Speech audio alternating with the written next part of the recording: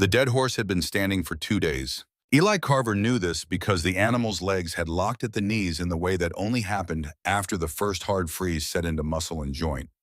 The horse stood beside a split-rail fence post on the eastern edge of the frayed trace head, dropped low mane, stiff as iron wire, its dark coat dusted white from the last light snowfall 3 nights prior.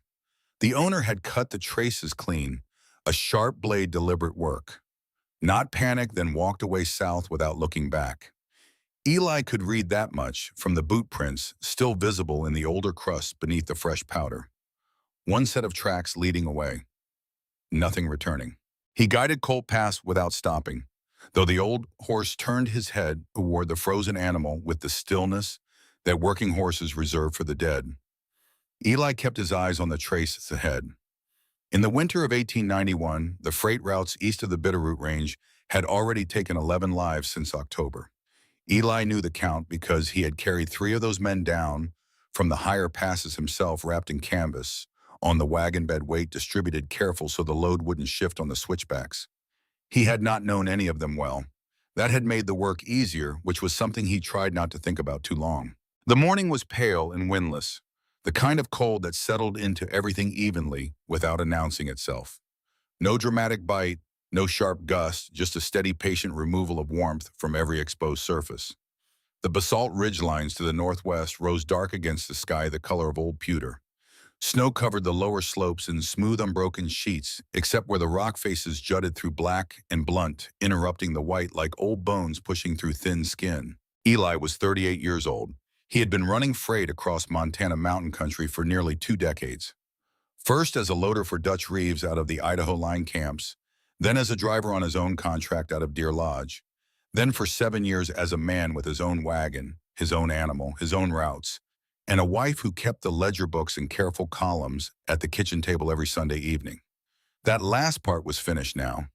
Had been finished for 3 weeks and 2 days, though Eli had stopped counting with any precision somewhere around day 10, when counting began to feel like pressing a bruise to confirm it still hurt. May had died on a Tuesday. He remembered the day of the week with strange clarity, while the date itself kept sliding away from him. A Tuesday in late November, just before the second hard freeze of the season.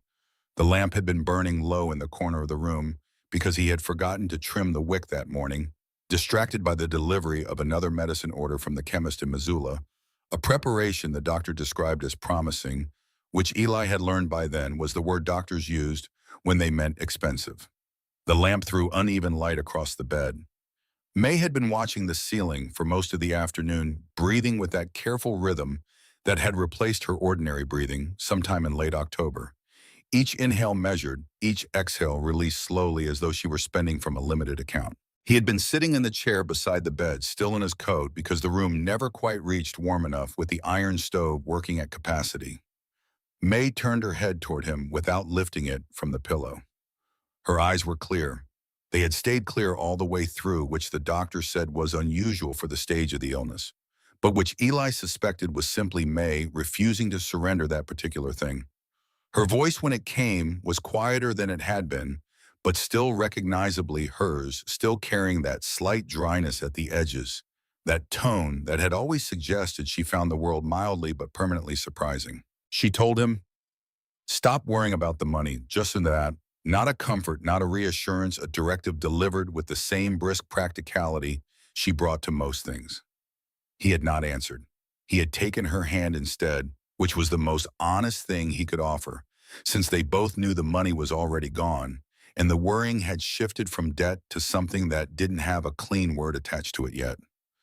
By the time the lamp burned out that evening, she was gone. The wagon behind Eli carried everything that remained from that life. The inventory was not extensive. A bedroll and a canvas ground sheet, a cast iron skillet, 1 pot, 2 tin cups, a coil of rawhide rope approximately 40 feet good condition, a short-handled shovel with a cracked socket wrapped in wire to hold it together, a carpenter's hammer, a paper envelope of wire nails half full, a spare set of leather traces for Colt, a small axe, provisions for perhaps 4 more days at careful rationing, hard biscuit, dried beef, a cloth bag of dried beans he hadn't managed to cook, 2 small onions, a tin of molasses he'd had since Deer Lodge, and couldn't remember buying. One oil tarp folded across the top of the load that had been patched twice already and was developing a third location requiring attention along the left upper seam. The wagon itself was the thing that most told the story of the past 3 years. The left rear axle had been cracked since the Deer Lodge crossing in September, a crack he had meant to have properly repaired, but had wrapped instead with rawhide soaked in pine pitch, which had held well enough to keep working. The right front wheel sat crooked on its hub by perhaps 4 degrees, enough to cause a faint rhythmic wobble at anything above a slow walk. 3 of the sideboards on the left wall had warped badly from repeated wetting and drying over 2 seasons, opening gaps at the joints wide enough to pass a finger through. A man in Garnet Basin named Wallace Peck, a man with the talent some people had for being accurate at the worst possible moment, had looked at the whole assembly 2 weeks before May died and said it was nothing but firewood organized to look like a wagon. Eli had not argued. He had at that point other things occupying his attention. He had sold everything else. The second mule Jackson had gone to a freight operator in Missoula in August for $62, which had paid for 1 month of the medicine that didn't work. The storage contract on the Deer Lodge warehouse had been surrendered in September. The pocket watch his father had left him, silver case running a few minutes fast, which his father had considered a virtue, had gone to a jeweler in Helena in October for $14. The lease on the small house outside Garnet Basin had been returned to the landlord in November because May was too ill to be moved farther south, and the room above Halverson's dry goods store cost less per month and was closer to the chemist. He had paid for 3 months in advance because the landlord, a cautious man named Briggs, did not extend credit. By the time May died, the advance payment had 7 weeks left on it, which Eli had walked away from because there was nothing in that room he needed to bring with him, and he could not see a reason to stay for the full term, just to recover the value of the remaining weeks. The destination was Frank Carver's ranch in the Southern Valley, approximately 50 miles southeast of the current position on the freight trace. Frank was his father's brother's son, a relationship that in a closer family might have involved more regular contact, but which had mostly expressed itself through occasional letters, one shared meal in Butte 4 years prior, and the standing offer Frank had extended after May's diagnosis: "Come south when it's over. There's work and a room and no questions that need answering right away." It was the kind of offer that required a certain quality of man to make and a certain quality of stubbornness to delay accepting for as long as Eli had delayed it. He was aware of both these facts without being able to do much about either. He had left Garnet Basin 5 days ago. The first 2 days of travel had been uneventful by mountain winter standards: cold, slow-going, the trace passable but not kind. The third day had brought 6 inches of new snow that reduced visibility to a few hundred yards and turned the surface of the road into a soft, grabbing consistency that made Colt work twice as hard for half the distance. The fourth day had cleared, which brought its own problem. Temperatures dropped 15 degrees overnight, and everything that had softened in the snowfall refroze by morning into a crust sharp enough to cut at Colt's lower legs if the horse broke through it wrong. Eli had walked beside the wagon for most of that day, partly to reduce the load, partly because moving kept him functional in a way that sitting on the wagon bench increasingly did not. Today was the 5th day. The trace had improved through the morning-packed older snow with a surface that gave Colt decent purchase. They had covered nearly 8 miles since first light, which was better than the previous 2 days combined. The basalt ridgeline to the southwest was familiar territory to Eli. He had run this section of the route perhaps 30 times in 7 years of contract work, enough to know its tendencies without being able to claim full fluency with it. The ridge threw wind in particular ways depending on the storm's direction. In a northwest blow, the stone faces accelerated the gust into something like a compressed channel. In a straight north storm, the ridge created eddies that could build drifts in unexpected locations, places that looked passable from 50 yards, but turned out to be soft and deep enough to bury an axle. He was thinking about the condition of the packed snow ahead, reading the surface for the slight texture variations that indicated depth changes when Colt stopped. Not slowed, not hesitated. Stopped a complete, immediate cessation of forward movement, as though some mechanism connecting intention to motion had simply been switched off. Eli's hands had not moved on the reins. He had given no signal. The horse stood with its weight evenly distributed, neither braced for action nor relaxed. Its ears came up first, rotating forward toward the northern horizon with that precise tracking motion that working horses use for locating sounds too low or distant for human perception. Then the ears went flat, pressed back against the skull, in the posture that was not fear exactly, but the precursor to it, the position the body took before the mind had finished deciding what it was dealing with. Eli set the handbrake out of reflex and stood up on the wagon bench. The elevation gained him perhaps 2 feet of additional sightline, which was enough. The northern sky was wrong. Not dark darkness would have been the expected warning, the visible architecture of a storm building at a distance.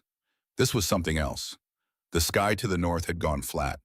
The normal depth and variation of winter cloud cover, the layering and movement that gave the sky its texture and implied distance, all of that had been replaced by something uniform and pressurized, a single plane of gray-white pressing down from the horizon toward the ridge. The color was not threatening in the conventional sense. It was simply without dimension, the way a wall has no depth, and the wall was moving. Eli had been 19 years old when Dutch Reeves showed him what to watch for in a mountain blizzard that was still an hour away. They had been running a repair crew on a freight bridge near Elk Creek Pass late November, working against an approaching storm to finish a deck patch before conditions made the bridge impassable. Dutch had stopped work without explanation. At mid-afternoon, walked to the north end of the bridge and stood there for nearly 2 minutes looking at the sky. He was a large man, Dutch Reeves wide through the chest, slow-moving with hands that seemed built for gripping iron rather than anything delicate. He had been working mountain freight and construction for 30 years by that point and had developed the unhurried confidence of a man who had been surprised by the mountains often enough to stop being surprised by the surprises. When he finally turned back to the crew, his assessment required 12 words. "We've got maybe 90 minutes. Finish what you can, then get under." Eli had looked at the sky and seen nothing that seemed to justify that reading. The clouds to the north looked like clouds. There was wind, but there had been wind all day. He said so. Dutch looked at him for a moment with an expression that was not quite patience and not quite dismissal, something between instruction and tolerance. "It's not what you see." Dutch pointed north, but not at the clouds.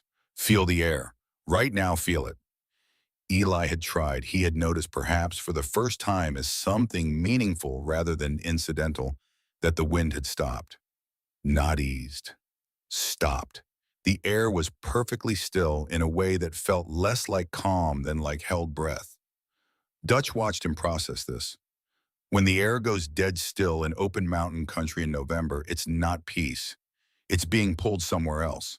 Something big is eating all the air in the next county and pulling it north. That pull is the storm. The storm itself is what's coming behind it.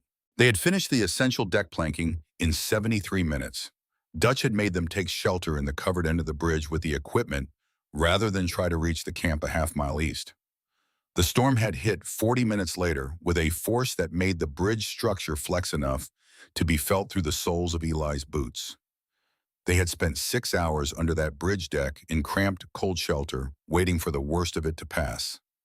Dutch had used the time to explain in the patient detail of a man who had already decided a lesson was worth transmitting, carefully exactly how cold moved through spaces it shouldn't reach. That had been nearly 20 years ago. The specific words had stayed. Cold ain't the thing killing men. Moving air is. A room don't freeze all at once, it leaks to death. Standing on the wagon bench in the 5th day of the worst journey of his life, Eli felt the air go still. Not gradually. Between one moment and the next, the faint movement that had been present all morning, a slight, consistent pressure from the northwest, just enough to be felt against the left side of his face, simply ceased. The silence that followed was not ordinary silence. It was the silence of something very large, holding its breath. He had less than 90 minutes, possibly less than 60. The nearest structure with 4 walls and a roof was the Harmon Way Station 14 miles southeast on the freight trace. Eli did the arithmetic without sentiment. Colt pulling the loaded wagon on this surface in the condition the horse was currently in, after 5 days of hard travel, 4 miles per hour, was optimistic, 3.5 was honest. 14 miles at 3.5 miles per hour was 4 hours minimum, assuming no delays, no surface problems, no deterioration in conditions. The storm wall he could see pressing down on the northern horizon would reach this ridge in less than an hour and a half. The arithmetic didn't require refinement. The numbers said what they said. He stepped down from the bench, placed his left hand flat against Colt's neck just below the jaw where the pulse was accessible, and held it there until he could feel the horse's heartbeat. It was elevated not dramatically, but measurably above the resting baseline Eli had learned over years of working with this animal. Colt knew what was coming before Eli had finished calculating it. That was either reassuring or not, depending on how you chose to interpret the information. Eli looked at the land around him with the quality of attention that Dutch Reeves had spent 2 decades trying to teach the crews who worked for him, not looking for what was obviously there, but looking for what the terrain was offering that hadn't been requested. He turned slowly, taking inventory. The freight trace ran northeast to southwest across an exposed section of ridgeline with very little natural windbreak, the kind of section that was acceptable in ordinary conditions and murderous in a north blizzard. The sage flats to either side of the trace were open ground, no elevation, no shelter from terrain. To the east, the slope dropped away into a draw that would collect drifting snow and be impassable within an hour of the storm's arrival. To the west, the ground rose toward the basalt bluffs he had been using as a navigation landmark all morning dark. Irregular formations of ancient stone that broke through the ridgeline in a series of outcrops and hollows, running roughly north to south along the upper edge of the slope. He was not looking for a roof. He was not looking for trees, which in this part of the ridge were sparse and too small to provide meaningful windbreak. He was not looking for distance. Distance was not his friend right now. He was looking for walls. Eli tied Colt to the wagon wheel with enough lead to allow the horse to shift its weight, but not enough to let it turn, then walked toward the basalt bluffs at a pace between a fast walk and a controlled run. He needed to see what was there before he committed to moving the wagon. Moving the wagon was the irreversible decision. He needed to know what he was moving it toward before he made it. The first hollow he found faced almost directly north, a shallow scoop in the rock face, perhaps 12 feet across at the mouth with no overhang, and a floor that tilted slightly toward the opening. He rejected it without stopping. Wind moving down from the north would roll straight into that opening and accelerate through it. The hollow would function as a wind channel, not a shelter. The second hollow was deeper and more protected from direct northerly exposure, but the mouth spread nearly 22 feet across the front, too wide. With the materials available on the wagon, he could not seal an opening of that dimension against a serious blizzard. The gaps would remain, the wind would find them, and a shelter with gaps was not a shelter, it was a place to stand, while the cold killed you slightly more slowly than it would in the open. He kept moving along the base of the bluffs. The sky to the north had darkened in the time since he had left the wagon, not the flat gray from before, but something with actual mass to it, now black at the upper edge, where the high cloud was thickest, dropping to a moving gray-white at the base where the snow was already being driven horizontally along the ground. The storm was running. He had perhaps an hour, maybe less. The third hollow stopped him. It sat lower in the basalt face than the other two, as though the stone had been pressed inward rather than scooped out, a concave recess perhaps 15 feet across at the widest point, with thick walls of dark stone curving inward toward the back and a shallow rock overhang, extending perhaps 3 feet outward above the opening. The floor inside was dry basalt flat enough to stand on without difficulty. No drifted snow inside the hollow, which told him that even in previous storms, the wind had not penetrated this space deeply enough to deposit snow on the floor. The upper rock shelf showed no cracked or loose sections that might calve off under temperature stress or impact loading during the storm. Most critically, the opening was oriented approximately 15 degrees away from the true northwest, meaning the primary storm wind would strike the bluff face at an oblique angle rather than driving directly into the hollow's mouth. 3 walls, already built. Standing there in the cold with the storm visible on the horizon and the clock running, Eli felt something shift inside his chest that he could not immediately name. Not relief, not confidence, nothing as substantial as either of those. A small, hard thing. The recognition that the numbers which had been entirely against him 3 minutes ago had just changed slightly. He needed a fourth wall. He walked back to the wagon faster than he had left it. Colt turned his head as Eli returned and tracked him with the patient, slightly skeptical attention the old horse brought to most of Eli's decisions. Eli moved to the rear of the wagon and stood looking at it with the kind of vision he had developed over years of field repair work, not seeing what something was, but seeing what it could be made into. The wagon bed was approximately 7 feet wide by 12 feet long. The sideboards warped as they were still formed a continuous surface along each side. The frame beneath was intact. The cracked axle was on the rear assembly, not the bed frame itself. The oil tarp folded across the top of the load was approximately 8 feet by 10 feet, with a problematic seam along the upper left edge and two older patches that had held through multiple hard rains. It needed another patch before it would be reliable as a wind barrier. He had rivets in the toolkit and a coil of spare trace leather. It could be done. It would add time he didn't have to spare, but it had to be done. He started with the tarp. He pulled it off the load and spread it across the packed snow, locating the weak seam by running his hand along the surface and feeling for the slight give where the material had separated from the backing. He cut a strip of trace leather, approximately 10 inches long and 4 inches wide, from the end of the spare coil, folded it over the seam, and drove 4 copper rivets through the doubled leather and the tarp fabric with the carpenter's hammer, spacing them 2 inches apart. The work took 6 minutes. The patch was not elegant. It would hold. Then he began disassembling the wagon. The front axle assembly came apart in the sequence Dutch had taught all his crews for emergency field work. Linchpin first, then the king bolt, then the tongue brace. The tongue brace had been driven tight by 5 days of alternating temperature. The iron fitting had contracted in the cold and bonded to the wood with the stubbornness of metal that has found a comfortable position and resents being disturbed. Eli worked the cotter pin with a hammer and a nail set for nearly 4 minutes, fingers going progressively less useful inside his gloves before the pin finally sheared free with a crack that sounded wrong, too sharp, too complete, and the brace dropped.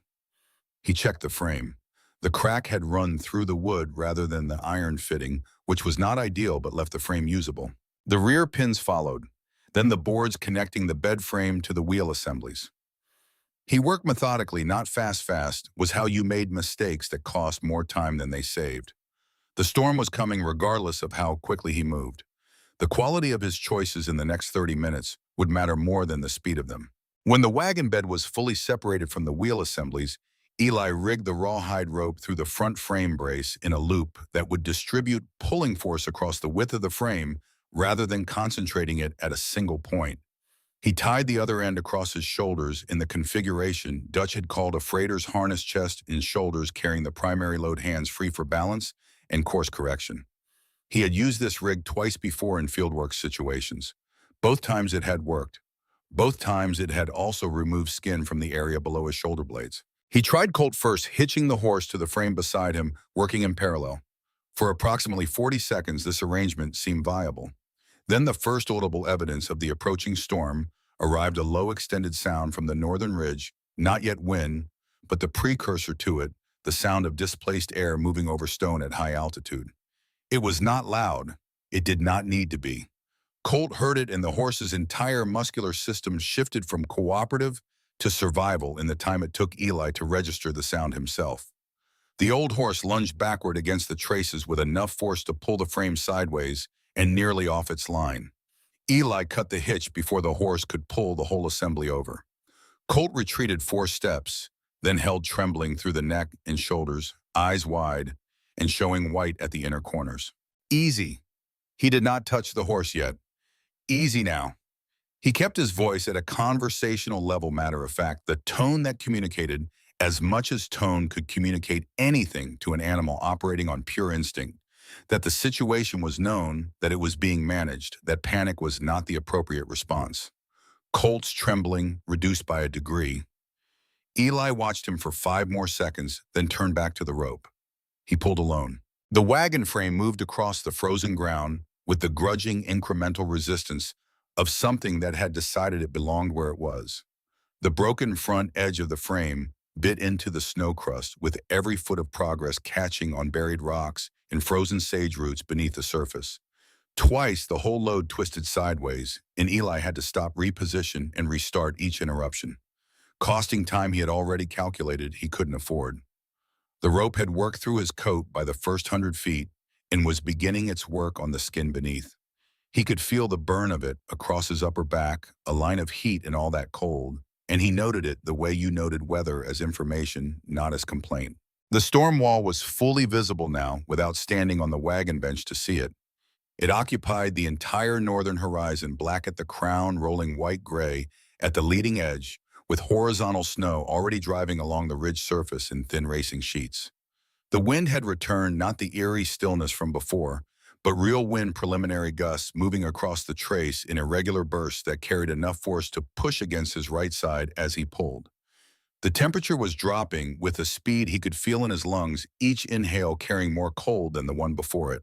The basalt bluff was 50 yards away, then 40, then 20. At 15 yards, the frame caught hard on something beneath the snow, a rock, a root the edge of a buried drift, and stopped with a jarring solidity that transferred straight through the rope into his shoulders.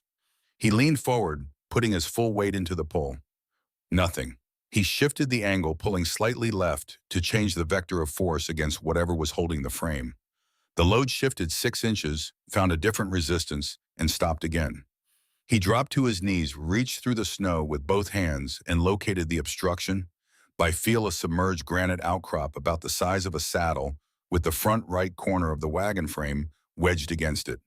He worked the frame left by increments, hands in the snow, lifting and redirecting until the corner cleared the stone.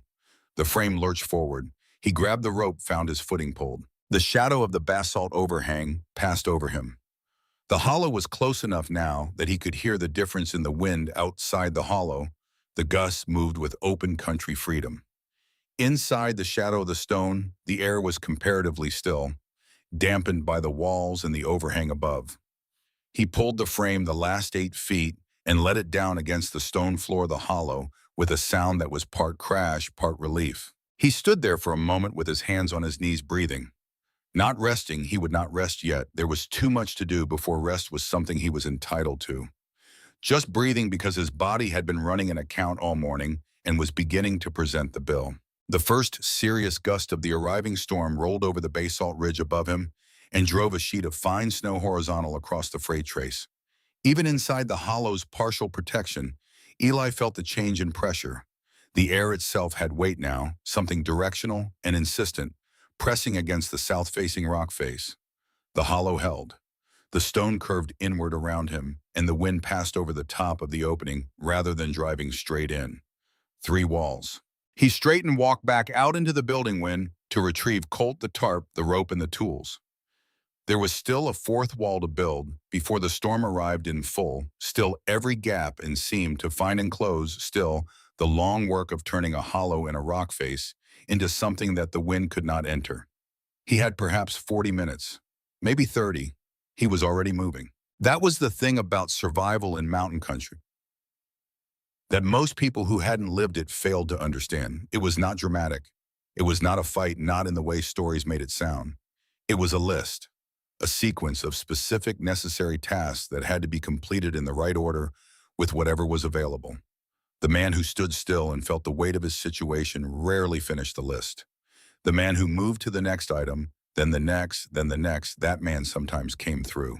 Eli Carver had been working through lists under bad conditions for 19 years. He was not done with this one yet. The storm wall hit the ridge while he was walking back toward the wagon. He did not see it happen. He felt it, a single concussive change in atmospheric pressure that passed through the air like the leading edge of something enormous and indifferent. The temperature dropped 6 degrees in 30 seconds. The wind stopped being gusts and became continuous, a sustained roar that arrived from the north and intended to stay. Colt screamed once, a high, sharp sound of pure animal terror, and then Eli had the horse by the halter, both hands pressing his forehead against the animal's jaw, talking in a steady stream of nothing. Words, the kind of sound that communicated presence rather than meaning. The horse fought him for 10 full seconds, all 4 legs seeking purchased body, trying to pivot away from the wall of sound and cold bearing down from the north. Eli held. He did not try to overpower the horse. He was not large enough, not strong enough, after the morning's work, all to win a contest of pure force against a panicking animal. He held on and stayed close and kept talking, and gradually the horse's breathing shifted from the ragged, catching rhythm of panic to something slower, something that acknowledged the presence of the man attached to it. He led Colt toward the hollow at a walk. The wind was at their backs now. That helped. Behind them, the freight trace had already begun to disappear beneath the first serious snowfall of the arriving storm, erased inch by inch as the blizzard settled onto the mountain like something that had been waiting a long time to arrive and intended to make itself comfortable. In the hollow beneath the basalt overhang, the fourth wall was still unbuilt, the gaps still open, the seams still waiting. The storm had arrived ahead of schedule, as storms in the Bitterroot country always did when they mattered most. Eli went to work. The wagon frame sat across the mouth of the hollow at an angle that was almost right. Almost was not enough. Eli could see the problem the moment he stepped back and looked at the placement with the critical detachment that good field work required, the detachment that ignored what you wanted to see in favor of what was actually there. The frame covered the central portion of the hollow's mouth well enough, the flat wagon bed surface facing outward into the wind, like the wall of a river barge run aground. But on the left side, where the basalt wall curved inward at a slight angle, a gap remained between the wagon's edge and the stone, perhaps 18 inches wide, running the full height of the frame. On the right side, a narrower gap of roughly 10 inches opened where the rock floor was not perfectly level, and the wagon frame sat slightly proud of the surface rather than flush against it. Two openings. Either one, in a storm of the magnitude now arriving, was enough to kill them both before morning. The wind was no longer arriving in gusts. It had become a single sustained pressure from the north, a continuous force that pressed against the basalt face above the hollow and sent veins of cold air down across the overhang's lip in thin, probing streams. Eli could feel these streams on the top of his head and across his shoulders, even inside the partial protection of the hollow cold, finding its way down the stone face, the way water found low ground following every contour, testing every edge. He positioned the wagon frame first, adjusting its angle so the left edge pressed as close to the curving wall as the irregular rock surface allowed, closing the larger gap to approximately 8 inches. Then he drove the first wagon peg, a hardwood stake from the repair kit 8 inches long, through a leather strap on the frame's left edge, hammering it into a crack in the basalt floor with the butt of the carpenter's hammer until it held fast. The crack in the stone accepted the peg with a grinding reluctance, and Eli hit it 4 more times past the point where it felt set, because in the next several hours this joint would be tested by forces he could not fully predict, and the consequences of its failure were not abstract. He pulled the patched oil tarp across the upper portion of the opening, next stretching it from the top of the wagon frame up to the rock overhang above. The overhang was not smooth, it was rough basalt with natural ledges and cracks running horizontally across its underside, which meant there were places to anchor the tarp's upper edge without driving hardware into solid rock. Eli wedged 3 pieces of split wagon board up under the overhang's lip, pressing the tarp fabric tight against the stone above them, then lashed each board in place with short lengths of rawhide rope passed through grommets in the tarp's edge. The tarp was not under tension yet. It hung slightly slack, which was intentional. A tarp under tight tension failed catastrophically when struck by sudden high-pressure wind pulling its anchors clean. A tarp with controlled slack deflected impact by absorbing it through movement before the force transferred to the fastening points. Dutch Reeves had taught him this distinction on the second winter they worked together, explaining it with the specificity that distinguished genuine expertise from accumulated habit.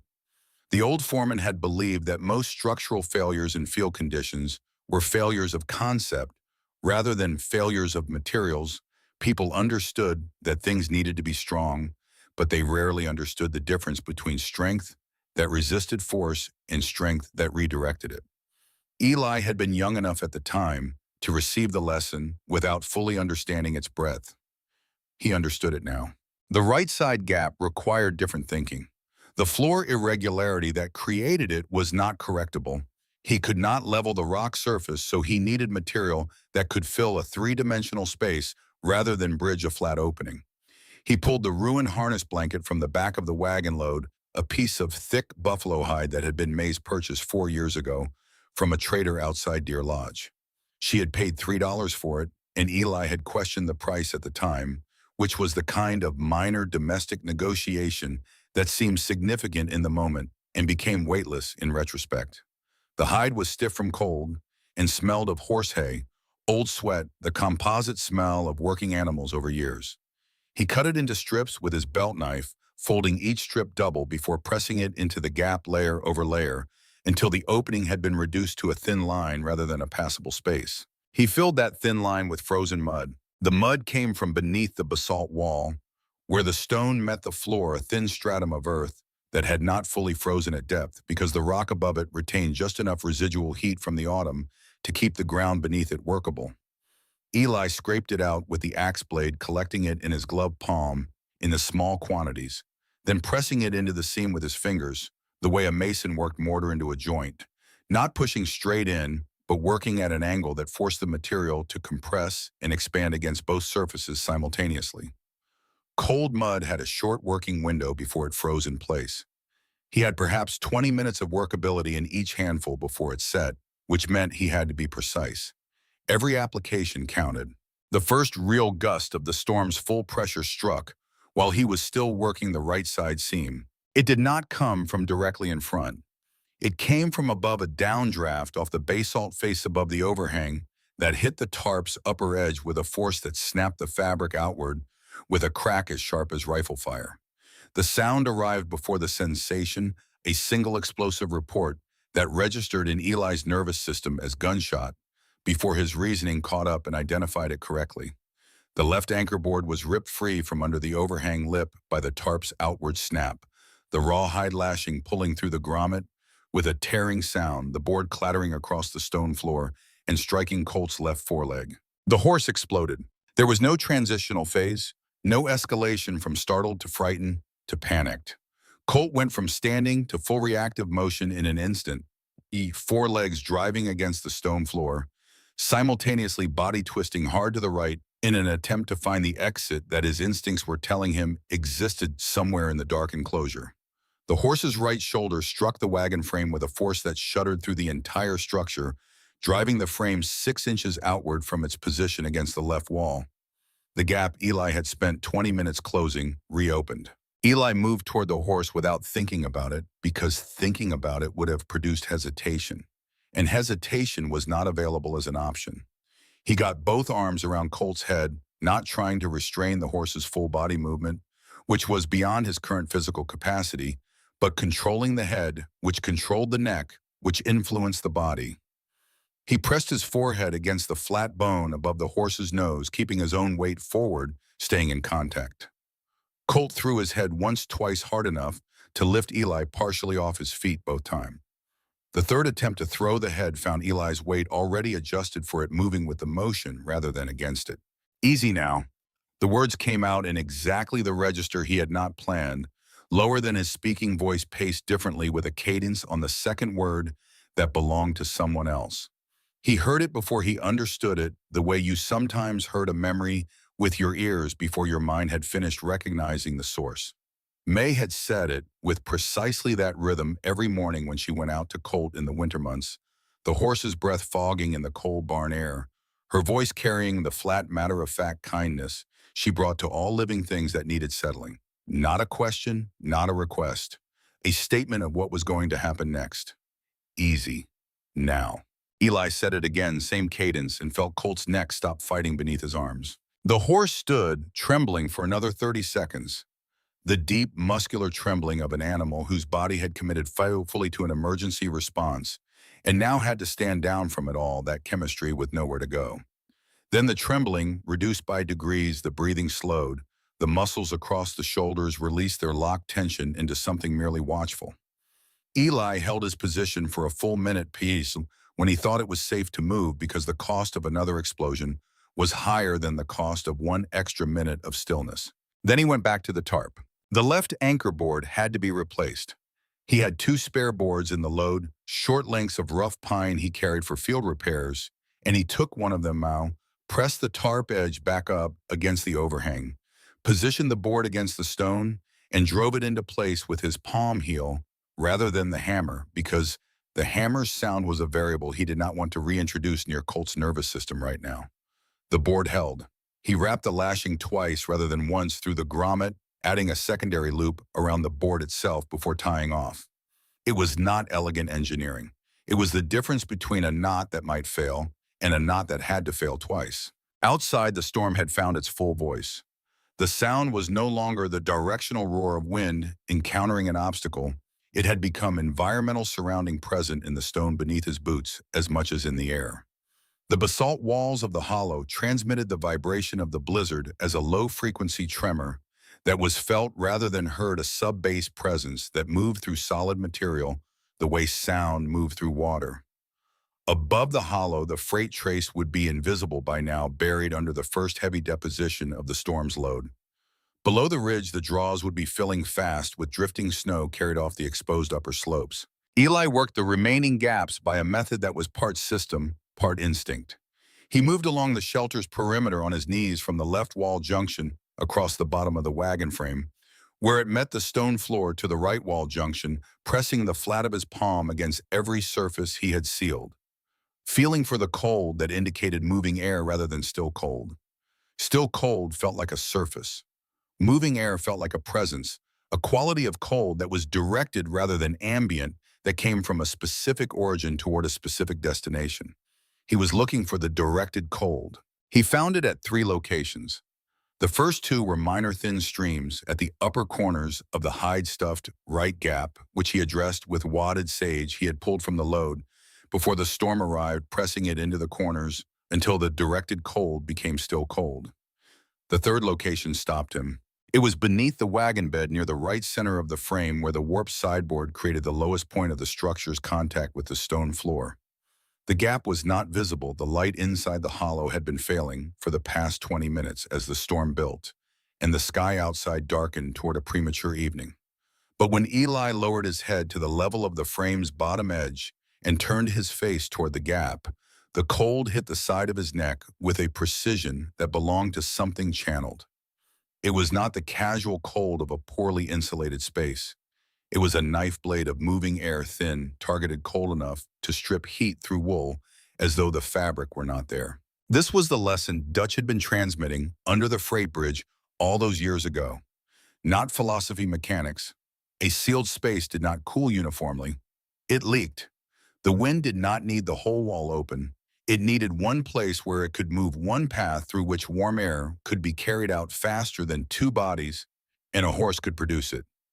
One gap the width of 2 fingers in the right location, with the right wind pressure behind it, was enough to drain the hollow of every degree of survivable warmth before morning. Eli clawed at the frozen ground beneath the wagon frame with his bare hands. He had removed his gloves to work the mud seam 20 minutes earlier, and not replace them because gloved hands could not feel the moving air with sufficient sensitivity. The stone floor under the wagon's edge was not soil. It was the same basalt as the walls, covered with a thin layer of accumulated mineral debris that had the consistency of coarse sand mixed with small, sharp fragments of rock. He drove his fingernails into this material and pulled it toward him, then packed what he could gather into the gap between the wagon frame's bottom edge and the stone floor, pressing it flat with his thumb, covering it with a layer of the remaining frozen mud, then another layer of the debris, working from outside the gap inward to close the channel from its intake end. The skin on his fingertips split open sometime during the second minute of this work. He felt it as a sharpness that registered, then receded into the background of all the other sensory information competing for attention. The cold at this depth of effort was not the clean cold of open air. It was the intimate cold of prolonged contact with frozen stone, the kind that moved through skin into the tissue beneath it, with the thoroughness of water finding its level. He added sage, then a folded strip of the remaining harness hide narrow enough to fit into the gap's depth, then a final packing of frozen mud pressed over the whole composite seal, with the heel of his palm, smooth flat edges pressed into the junction between wood and stone until the joint disappeared. He raised his head to the gap level and turned his face toward it. Nothing. Still cold, not directed cold. The channel was closed. Eli sat back on his heels. Both hands were bleeding from the fingertips, not dramatically small, specific wounds at the nail edges, already partially clotting in the cold. He tucked them under his arms inside the coat and held them against his body, waiting for the return of sensation that would confirm the blood was still moving adequately. The return, when it came, arrived as pain, which was the correct response. Pain meant the nerves were functional, the tissue was viable. He looked around the hollow. No light remained from outside. The storm had consumed whatever thin winter daylight had existed, replacing it with the lightless dark of a space sealed under heavy cloud and driven snow, a darkness without gradient, without the subtle distinctions of shade that normally allowed the eye to orient even in dim conditions. The hollow was simply black from the stone floor to the overhang above. Eli could hear Colt breathing behind him, a slow, regular sound that had settled back into the horse's working rhythm. He could hear the storm on the other side of the fourth wall, the constant bass roar of it punctuated by irregular, heavy impacts, when a gust of force hit the basalt face above them and sent the pressure differential across the overhang's lip in a wave. He could hear the tarp move when those impacts came, a controlled flex, not the explosive snap of earlier, the fabric absorbing and deflecting the way he had intended it to. What he could not feel for the first time since he had entered the hollow was moving air against his skin. The space inside the sealed hollow was cold. It was deeply, consistently bone-level cold, in the way of stone spaces in winter, the rock itself a reservoir of accumulated cold that radiated steadily inward, regardless of what happened to the air temperature. But the cold was still. It pressed against him from all directions equally, the passive cold of an enclosed space rather than the active cold of moving air, stripping heat from exposed surfaces. Dutch had called it the difference between winter and wind. Winter you could survive by generating heat. Wind took the heat before your body could use it. Inside this sealed space, winter was all that remained. Wind was on the other side of the fourth wall, looking for a way in. Eli moved back against the stone wall beneath the overhang, settled into a position with his back against the basalt, and Colt's flank 3 feet to his right, close enough to benefit from the horse's radiated body heat without crowding the animal. He pulled his knees up, tucked his damaged hands deeper inside his coat against his sides, pulled his hat brim down, tucked his chin. The storm found the shelter again 40 minutes later. A shift in wind direction, not dramatic perhaps, 20 degrees from northwest to more directly north, created a new pressure relationship with the hollow's mouth that the current configuration had not been designed for. The tarp's right side, which had been the leeward edge under the original wind vector, became partially windward, and the pressure differential across the wagon frame changed accordingly. Eli felt it as a sound, first a different quality of vibration in the wagon boards, higher in frequency, more insistent. Then a thin stream of cold air found his left cheek from somewhere above the wagon frame's right upper corner. He climbed back onto the wagon frame in complete darkness. This was the part of the night that required a different category of function than the work of building had required. Building had been a sequence of visible concrete problems with visible concrete solutions. This was navigation by touch alone and cold that had progressed over the past 2 hours from uncomfortable to damaging, the kind of cold that did not feel like much after the first hour, because the nerve endings in the extremities had deprioritized sensation in favor of the more fundamental work of keeping the core functional. Eli found the upper right corner of the frame by running his left hand along the top edge of the wagon bed from the center outward, his right hand braced against the tarp fabric for balance. The corner junction between the frame edge and the basalt wall was accessible but narrow, barely enough room to work both hands in the space. He felt along the junction until he located the specific point where the gap had opened a place where the tarp's right edge had pulled slightly away from the wagon frame's corner as the new wind pressure worked against the side he had not anchored as heavily. The secondary lashing he needed was 2 feet above his current hand position, reachable, but requiring him to shift his weight onto the frame's edge in a way that transferred significant load to the right side of the structure. The wagon frame rocked slightly as he did this, a movement of perhaps half an inch, but perceptible through the soles of his boots, a reminder that the whole assembly was resting on irregular stone rather than driven foundations. He moved slowly, distributing his weight across as much of the frame as possible, reaching up with one hand while the other gripped the tarp fabric for purchase. His right hand found the loose lashing by feel. He worked the knot with fingers that had the sensitivity of wood. He could feel gross pressure, but not the finer feedback of cord against cord that normal temperature hands would have. He tied the first knot by constructing it from memory rather than sensation, executing the sequence of movements that produced a reliable hitch, the way you might execute a familiar task in darkness when the mind knew the choreography well enough to run it without sensory confirmation. The knot slipped. He rebuilt it. It slipped again. The cord was stiff, with cold, resistant to the tight radius the knot required. On the third attempt, he added a half hitch above the primary knot before drawing it down, giving the assembly 2 points of engagement rather than one. He sat on the frame's edge for a moment after not moving, listening to the wind test the structure around him. The vibration in the wagon boards was different now, still present, but lower in frequency, less urgent, the boards moving as a unified structure rather than as individual pieces responding to local pressure. The repair had redistributed the load correctly. He climbed back down to the stone floor. Below him, a new draft crossed the floor from near the bottom of the frame, the consequence of the same wind shift that had caused the upper problem. Eli dropped to both knees without standing up fully and tracked the draft by moving his face slowly along the gap level between frame and floor until the cold sharpened against his left cheek with that directional precision that identified a channel rather than general permeation.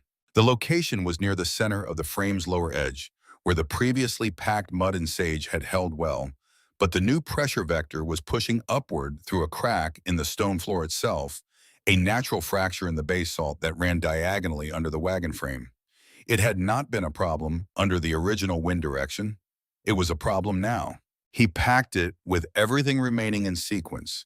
Sage first pushed deep into the crack with a nail used as a probe, then folded hide, pressing the sage down. Then the last of the workable frozen mud layered over the top and pressed into every surface junction. His fingers were past the point of bleeding. The wounds had sealed themselves in the cold, which sounded better than it was because it meant the tissue had stopped responding rather than that it had healed. He could accomplish the mechanical work required.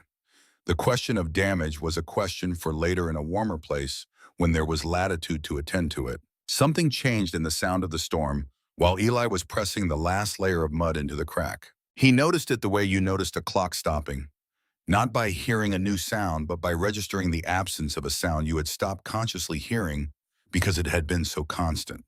A high-frequency component of the wind, a thin whistling that had been coming from somewhere along the right wall junction, was gone. He turned his face toward the right wall and waited. Nothing. The whistling did not return.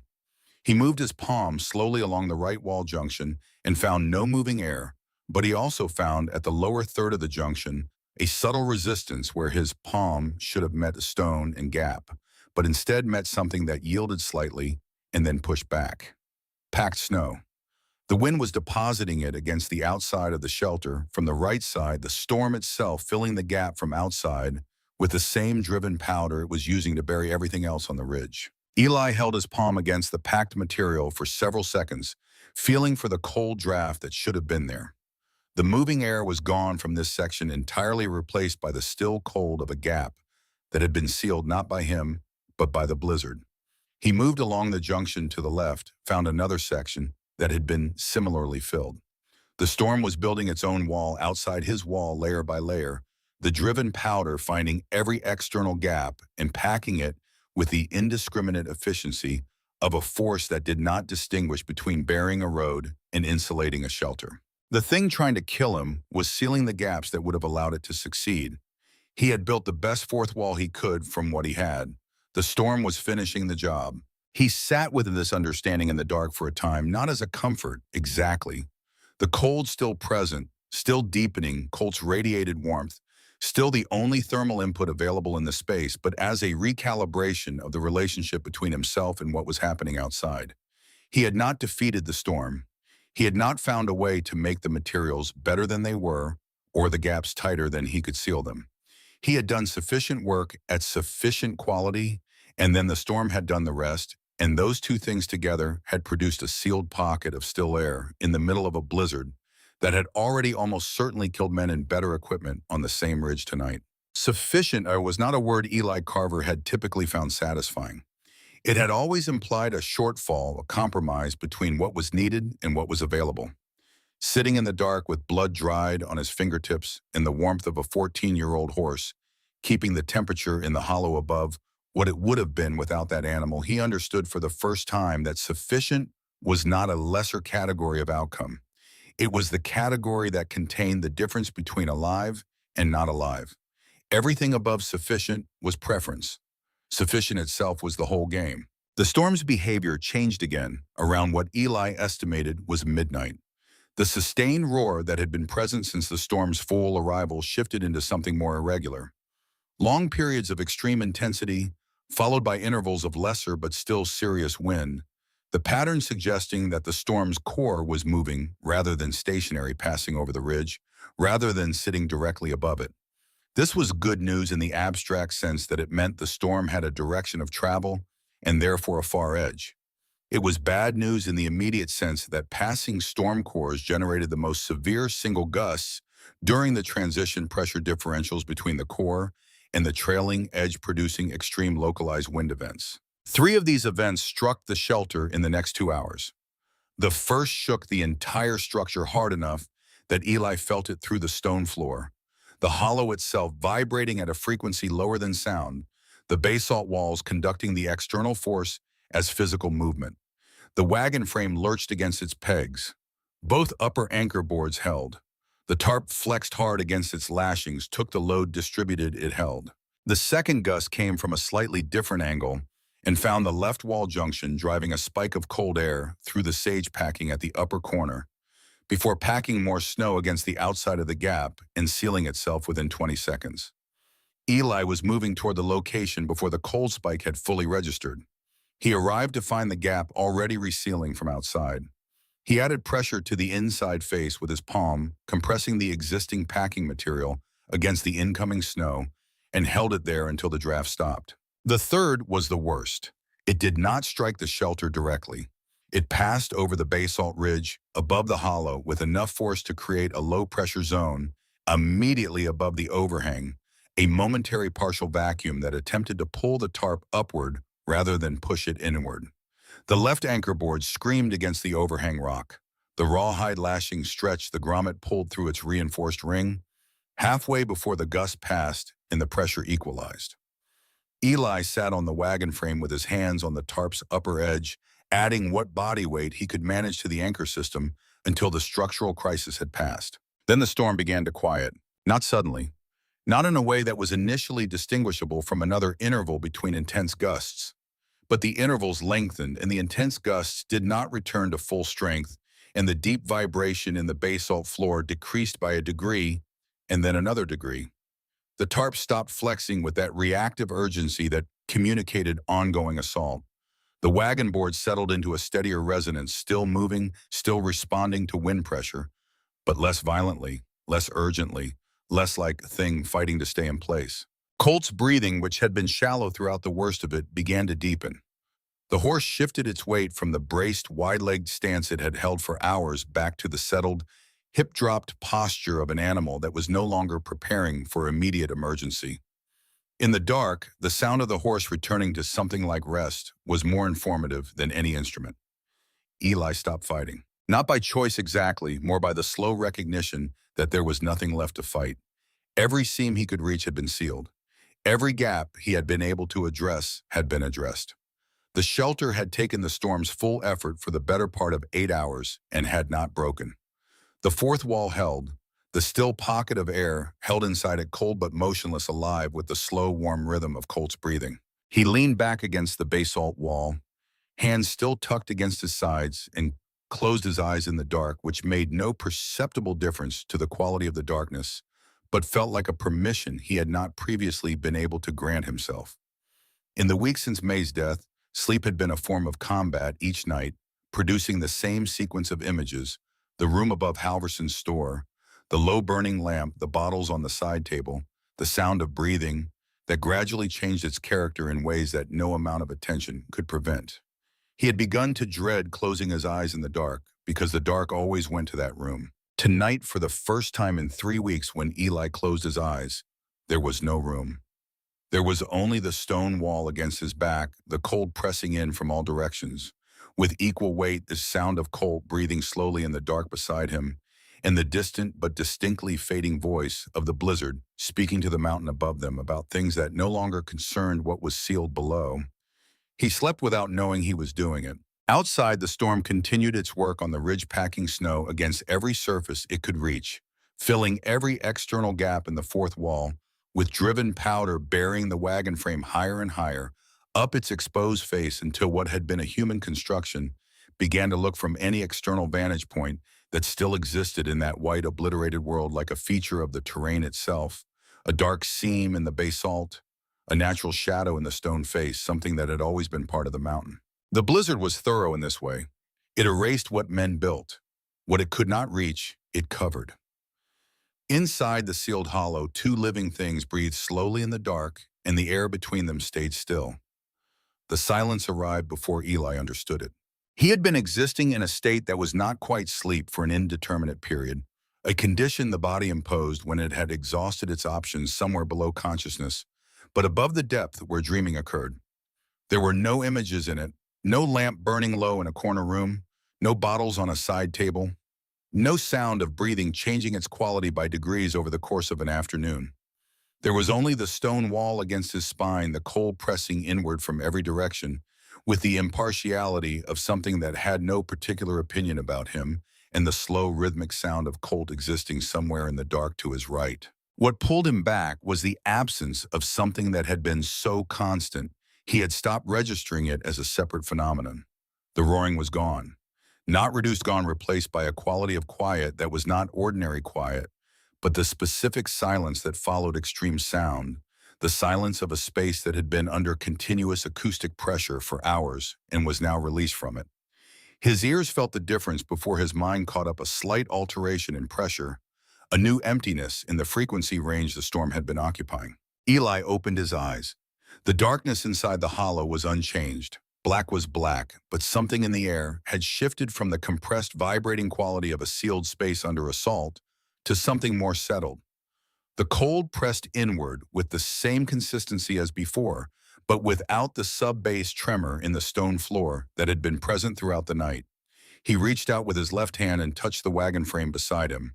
The wood was rigid, still no longer conducting vibration through its structure. The tarp above him was motionless. He sat without moving for several minutes, listening past the silence for the storm's return.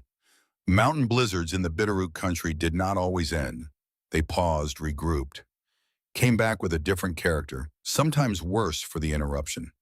He had seen this happen twice in his years on the mountain routes, a deceptive calm that drew men out of shelter before the second phase arrived. He was not going to be drawn out. He sat with his back against the basalt wall, and he listened, and the silence held. Colt shifted weight somewhere in the dark, sound of a hoof repositioning on stone, the creak of the horse's joints settling into a new stance. Then the slow, long exhale of an animal releasing tension it had been holding for a significant time. Eli reached toward the sound, found the horse's shoulder by feel, left his hand resting against the warm coat. The muscle beneath his palm was relaxed. An animal's body knew things before a man's reasoning could confirm them. The storm was finished. He began working on the exit. The tarp's lower edge, where it met the wagon frame at the shelter's base, had been pressed outward by accumulated snow from outside.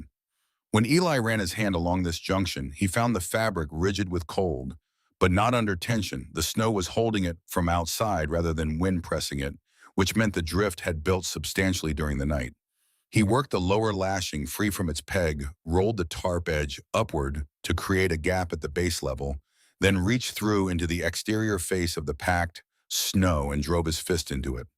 The snow resisted not the light resistance of fresh powder, but the consolidated resistance of material that had been deposited under pressure, compacted by wind, settled by time. His fist broke through after the third strike, and cold air spilled through the opening, clean and still. Still, not moving, no wind pressure behind it. He enlarged the opening with his forearm, pulling broken snow inward in chunks that fell onto the hollow floor. The drift's exterior face was perhaps 4 feet from the wagon frame, meaning the snow had built up that depth against the shelter's outside wall overnight. He carved an opening large enough to pass his shoulders through, then sat for a moment at the edge of it. Through the gap, he could see nothing, yet. The exterior was a uniform gray-white, a lightless but non-dark quality that suggested the world outside the hollow existed somewhere in the hour between true night and functional dawn. Eli went through feet first, pushing himself backward through the carved opening, keeping his face away from the snow that crumbled inward around him. He emerged into the exterior drift up to his waist, the snow compacted enough to bear his weight, when he pressed his arms against its surface and pushed himself upright. He stood knee-deep in the drift that had formed against the shelter's face and looked north. The ridge was white in every direction that could be called a direction. The freight trace was gone, not obscured, not drifted over in patches, but completely erased. The terrain resurfaced by the storm's deposition into a smooth, continuous white that eliminated every landmark Eli could recall from the previous morning. The basalt outcrops to the northwest were half buried, their dark faces reduced to irregular shadows beneath accumulated snow. The sky above the ridge was the color of old pewter flat, but not pressurized, carrying the motionless quality of a sky that had spent its energy and returned to neutral.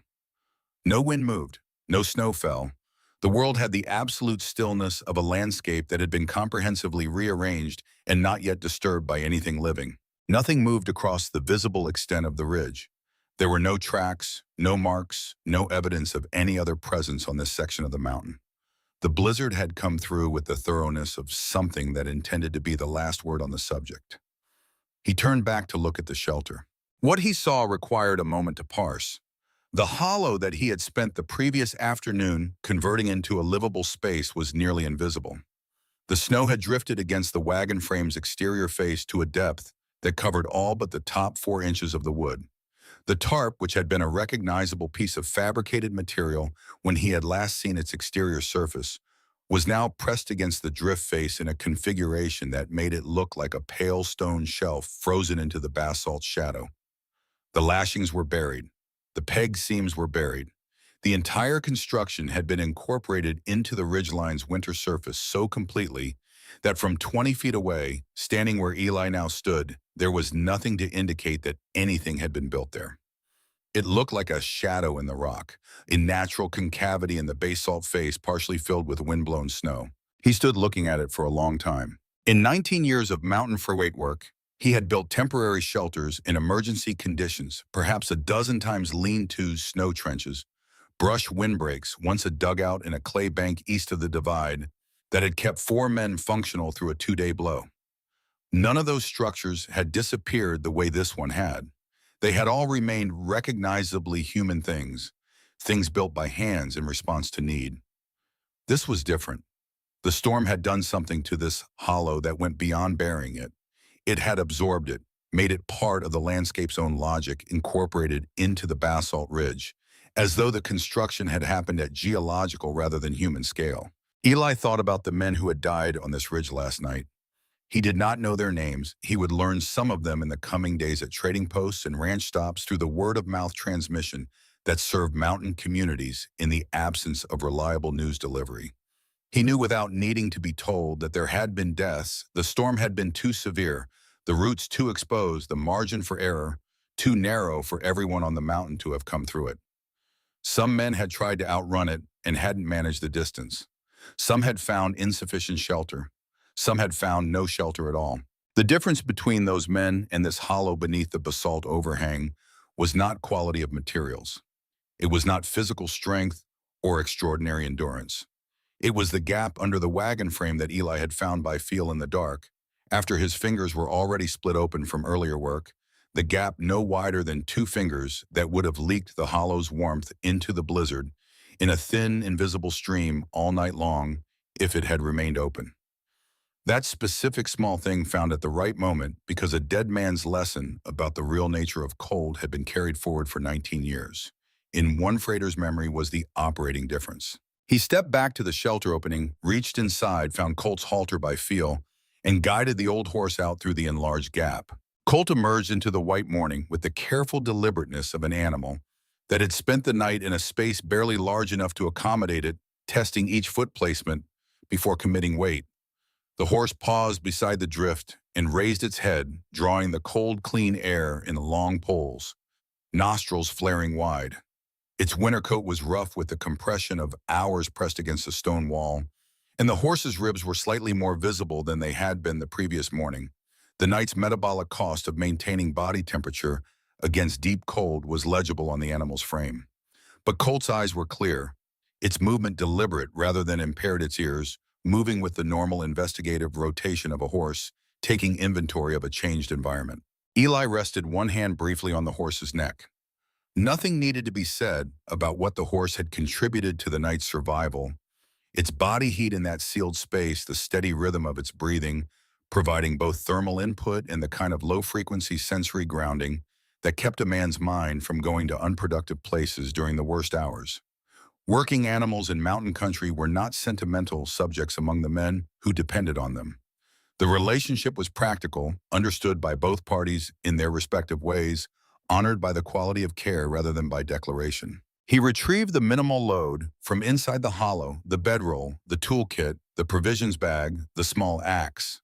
The cast iron skillet had frozen to the stone floor where it had sat through the night, and Eli had to work it free with the axe handle before he could move it. Then he repacked the wagon frame's cargo area with what could be secured there and began the work of reassembly. The wheel assemblies had remained where he had left them the previous afternoon, half buried in the drift that had formed across the freight trace near the hollow's entrance. He dug them out, dragged them to the hollow one at a time, and began the reverse sequence of the disassembly rear mounting. First, then front axle, then tongue brace. The cracked wood in the tongue brace assembly was more pronounced after the night's temperature, cycling the fracture that had run through the grain during yesterday's disassembly, now visibly wider. He wrapped it in 2 layers of rawhide soaked in spit, the only liquid available, at working temperature, pulled tight and tied off. It would hold for the remaining distance to Frank's ranch under careful management. It had no obligation to hold beyond that. The sun came over the eastern ridge line while he was reconnecting the front axle, appearing not as a dramatic arrival, but as a gradual brightening of the sky's pewter color that eventually resolved into identifiable light. It fell across the white landscape without warmth, the angular winter sun of high altitude in December, providing visibility rather than temperature, but it provided sufficient light to work by without the squinting difficulty of operating in the flat gray of overcast dawn. By mid-morning, he had the wagon reassembled, colt hitched to the tongue, the load secured. He stood at the hollow's entrance one final time, looking at what remained. The interior of the space stripped of the wagon frame and tarp was just a hollow in basalt rock. Again, stone floor, curved walls, shallow overhang. The packed seams along the lower edges were visible, the composite material of sage hide strips, frozen mud pressed into junctions between stone and the now removed wagon frame, already beginning to slump slightly as the cold released its grip on the mud component. By spring, the freeze-thaw cycles would work most of it loose. By summer, no trace would remain of what had been built here. The hollow would return to what it had been before Eli Carver had walked along the bluff face in the last hour before a blizzard and looked at it as a problem to be solved rather than a feature of landscape to be passed. He placed his gloved hand flat against the basalt wall at the hollow's entrance. The stone was cold through the leather. It had been cold through all the hours of the night while the storm worked on the other side of what he had placed across its mouth. The stone had done its portion of the work without being asked, without being directed, simply by being what it was. Old, dense, indifferent to everything that happened around it, offering its walls to whoever had the sense to use them. Eli thought about the wagon, about what Wallace Peck had said in the Garnet Basin freight yard firewood, organized to look like a wagon, and about the way the same wood had sat across the mouth of this hollow through 8 hours of a mountain blizzard without failing. The cracked axle, the warped boards, the wheel sitting 4 degrees off, true, none of it had been relevant to what the wagon had ultimately been asked to do. It had been asked to stand between a man and the wind. The wind had been pushing on it all night with considerable conviction, and the wagon had declined to move. Whatever Peck had seen in that freight yard, he had been evaluating the wrong properties for the wrong application. May had bought the harness blanket that had gone into the right side gap, $3 from a trader outside Deer Lodge, and Eli had questioned the price. The hide had been cut into strips and pressed into a seam in a hollow under a basalt ridge in the middle of a blizzard, and those strips had held that seam through the night, and that seam had been part of why the hollow stayed sealed. And the hollow staying sealed had been the difference. $3. The arithmetic of survival was not a system you could optimize in advance. You carried what you carried, and sometimes what you carried turned out to be precisely what the moment required. He turned away from the hollow, took Colt's lead rope, and started south through the white silence. The freight trace was not recoverable. As a navigable road, the storm had deposited too much to allow wheeled traffic through the upper portion of the route, without considerable digging. Eli worked along the estimated line of the trace using the terrain features he knew from 30 crossings, the relationship between ridge lines and slope angles serving as navigation in the absence of the road itself. Where the drift depth was manageable, he drove the wagon through. Where it was not, he dug with the shovel, cutting a path wide enough for the wagon's wheels. The work was slow, exhausting, necessary. He did not think about it as difficult. He thought about it as the next item on the list. A mile and a half south of the hollow, he came across the remnants of a freight sled partially visible above the snowline. The sled's runners were intact, but the cargo bed had been stripped not by the storm by the driver, who had clearly jettisoned the load to lighten the rig before attempting to run. The harness was still attached to the front coupling, traces cut clean near the collar ring. The horse gone. Boot prints leading southeast, already half filled with blown powder, spoke of a man who had made a decision and committed to it. Whether that decision had worked out was information that would arrive later in fragments through other people. Eli left the abandoned sled and continued south. By late afternoon of the first day out, he was in terrain low enough that the freight trace had survived the storm in passable condition, compacted by drifting, but not buried beyond navigability. The sky had cleared to a flat winter blue by midday, offering better visibility, but dropping the temperature further as the cloud insulation departed. He kept moving until the light failed, then made a fireless camp in a shallow draw where a stand of scrub pine offered partial windbreak. The night was deeply cold, but quiet. He slept in the bedroll with Colt standing close by the horse's body, blocking the north-facing exposure. He did not dream of the room above Halverson's store. He woke to the same pewter sky as the previous morning, found his water canteen functional, because he had kept it inside the coat through the night, ate 2 biscuits with a strip of dried beef, and started again.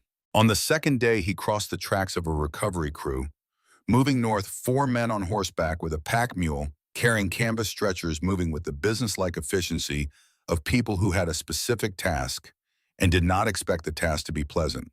They exchanged only the information that was immediately useful. The crew was working the upper north-south trace looking for a freighter named Arden, who had been reported overdue from 2 days before the storm. Eli told them he had seen no one on that section of the route. They thanked him with a nod and continued north. He watched them go for a moment, then turned south. The third day brought a small settlement, a crossroads with a general store, a livery, a structure that served as a combination post office and trading post. The storekeeper was a woman in her 50s named Hargrove, who ran the place with the quiet competence of someone who had been managing a remote outpost long enough to have stopped noticing the difficulty of it. She sold him a tin of beans, a length of salt pork, 2 candles. She told him the storm had been the worst since 1883 by her count, which she maintained in a ledger she kept specifically for weather events, because, as she explained without drama, it was useful information to have in the mountains. He paid for the provisions, accepted a cup of coffee that was near boiling, and tasted of chicory and smoke, drank it beside her stove in silence. The warmth worked through his coat into the muscle and bone beneath it, with a quality that was almost painful in its contrast to the cold of the previous days. The way light was painful after extended darkness, the body requiring time to readjust to conditions it had been built for. She asked where he was headed. Frank Carver's ranch, South Valley. She nodded. She knew the ranch knew Frank Carver by name and reputation as a competent man who ran a well-maintained operation. She told him the lower valley road was open passable for wheeled vehicles. The storm had hit hardest on the upper ridges, where the terrain offered no protection. He thanked her. She refilled the coffee cup without being asked, which was the kind of hospitality that did not require acknowledgement beyond accepting it. On the 4th day, he came down out of the foothills into the valley proper. The landscape change was abrupt in the way that transitions from mountain terrain to valley floor were always abrupt, 1 mile of descent through the last of the conifer belt. Then the ridge gave way, and the whole southern valley opened below him, wide and white under its winter covering, but recognizably domestic in a way the ridge country above it was not. Fenced pastures, their wire lines traced by the snow that had accumulated on the top strand. A frozen creek following its usual course, its surface a blue-white line cutting through the valley floor. Smoke from chimneys rising straight up in the still afternoon air. The straightness of it confirming what the absence of wind against Eli's face had been telling him for the past 2 hours. Frank Carver's ranch was visible from the ridge descent, a cluster of structures. Barn main house, two outbuildings arranged with the practical geometry of a working operation that had been developed over time according to use rather than aesthetic principle. The barn was large enough to suggest a substantial operation. The fencing was in good repair, even in winter. A woodpile beside the main house was stacked high enough to indicate either substantial preparation or substantial anxiety about the cold season, and in mountain country, the two were not always distinguishable. Eli came down the approach road in the last hour of afternoon light, the low sun throwing long blue shadows across the snow ahead of him. His coat was stiff with the accumulated freeze of 4 days' travel. The beard he had not maintained since leaving Garnet Basin had grown enough to collect frost at the collar line during the coldest hours, and while the frost had melted during the warmth of midday travel, it had refrozen by evening each day, giving his appearance a quality that would have concerned anyone who had not seen men come off the mountain in winter before. Colt walked with the deliberate, steady pace of an animal that had been working hard for a long time and was aware that the end was close, not hurrying, not flagging, simply continuing at the pace that could be sustained, which was the only pace that mattered over long distances. Frank Carver came out of the barn when the wagon came through the gate. He walked 6 steps toward the approaching wagon, then stopped. Not with the posture of someone reacting to an unexpected arrival, with the posture of someone managing a collision between what they had prepared themselves to believe and what they were now being asked to see instead. Frank had heard about the storm. He had heard the extent of it from the riders and travelers who had been passing through the valley since the storm cleared each account, adding to the picture of what the upper ridge country had experienced. He had heard enough to form a conclusion about what was likely, and the conclusion he had formed had involved a spring search rather than a winter arrival. The man now sitting on the wagon seat bore his cousin's face, occupied his cousin's upright posture, on a wagon bench, handled the reins with his cousin's characteristic economy of movement. But Frank's eyes were doing the work of confirming what his expectations had already ruled out. Eli climbed down from the wagon. His joints had stiffened during the afternoon's travel, the accumulated cold of 4 days having settled into the places where bone met bone with a persistence that would require several days of warmth to fully address. He moved carefully but without drama, tying Colt's lead to the fence post nearest the gate before turning to face Frank. His cousin's face was doing the thing that faces did when the mind was rapidly revising a significant assumption, the expressions moving across it in quick succession: disbelief, recognition, relief. Something that in a man less accustomed to controlling his reactions might have become visible emotion.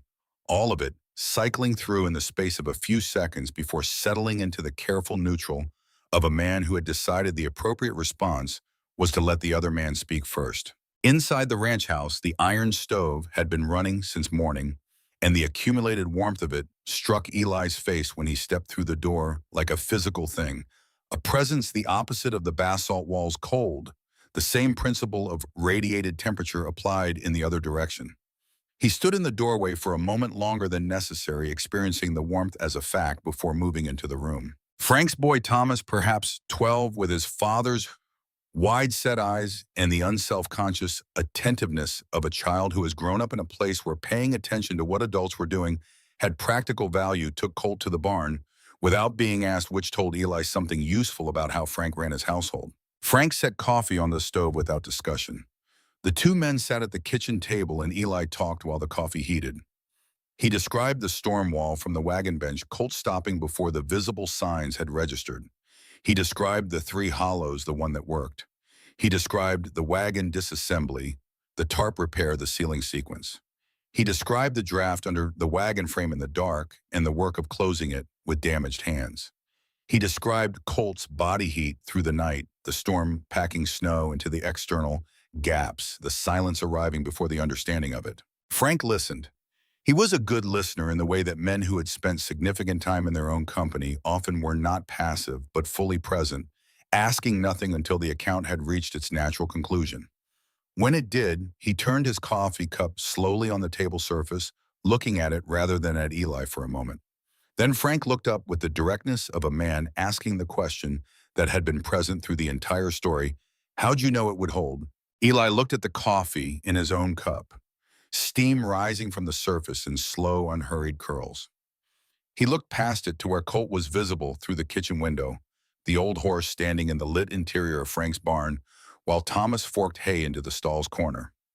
Colt's head was already down attending to the hay with the focused appreciation of an animal that had been running on insufficient fuel for 4 days. The question deserved an honest answer, which meant it deserved a moment of consideration before the answer was given.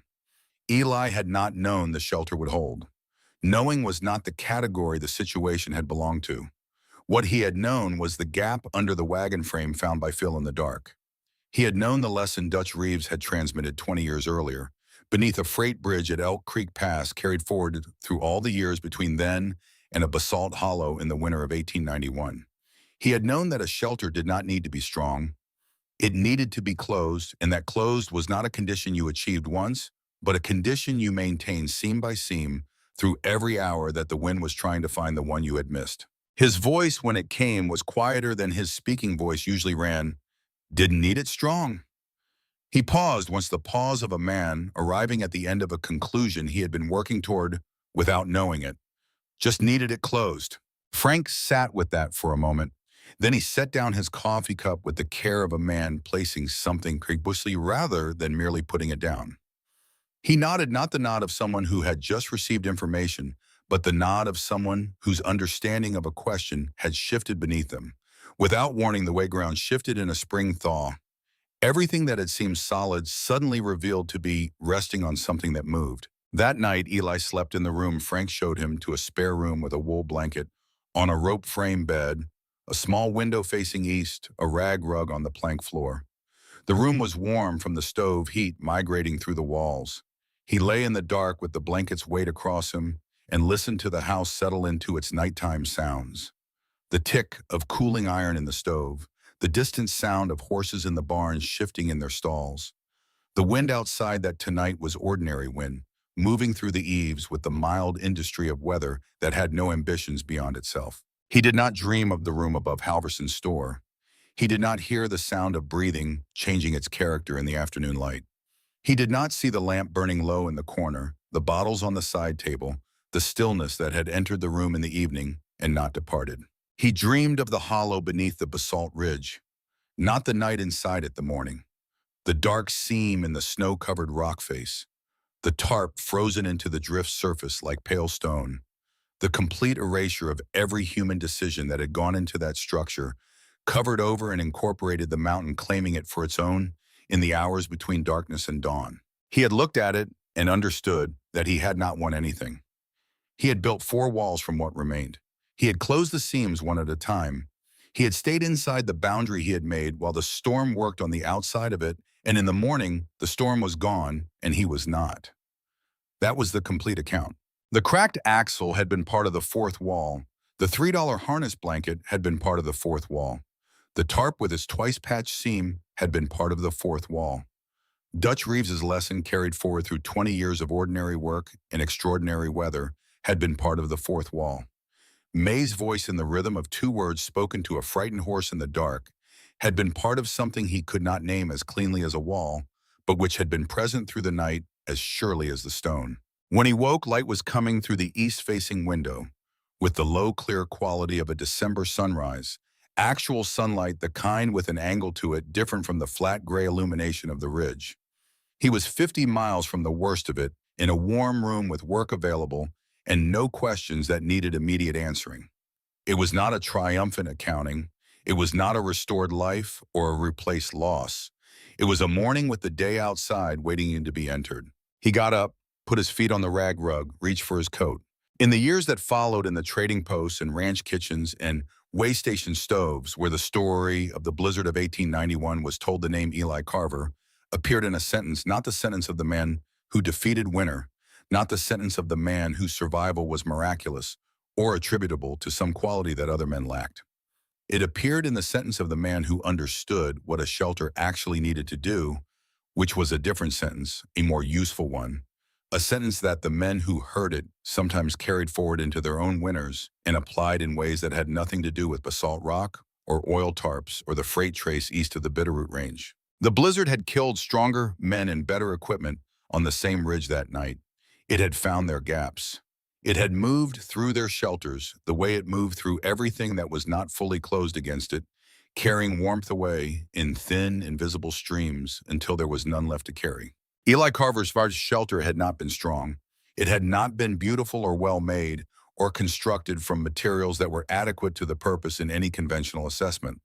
It had been a cracked wagon frame, a twice-patched tarp, $3 of harness, hide-frozen mud, pressed into stone joints by hands that were past the point of reliable sensation, and four walls placed between two living things and the wind that was trying to reach them. The wind had not reached them. That was all. In mountain country, that was everything.